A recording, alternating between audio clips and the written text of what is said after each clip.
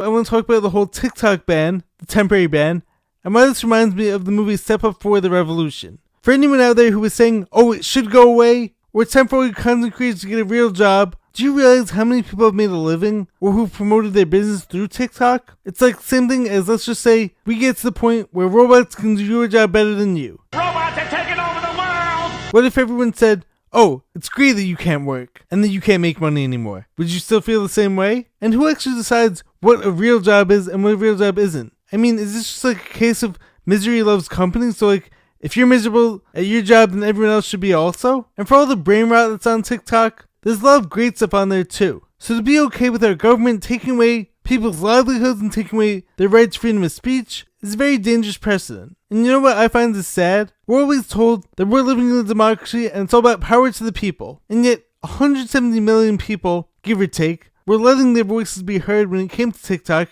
and not banning it. And yet the government and Congress was still so intent on shutting it down. Do you really think that that had anything to do with national security?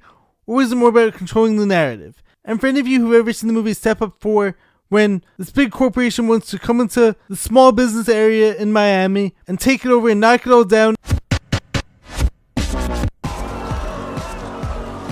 and then put up commercial property on top of that, but like what ends up happening? At the end of the movie, all the small people who weren't part of the government and who weren't part of these powerful organizations who were in Miami wanted to make their voices heard. Isn't it time to start fighting for what you want? I think it's pretty clear that this community has something to say to you. There's no way we can stop you from destroying our neighborhood. But we wanted to show you what's being lost in the process. So whether or not the whole temporary TikTok ban was a stunt or whatever it was, I think it was actually really cool to see how many people came together, how many people could agree on how TikTok has helped them, whether it was their business, whether it was like creating communities with others, whether it was finding people who had similar interests to them. And the people in power were essentially forced to listen. Maybe there's a way we can build this neighborhood up without tearing it down. What do you say?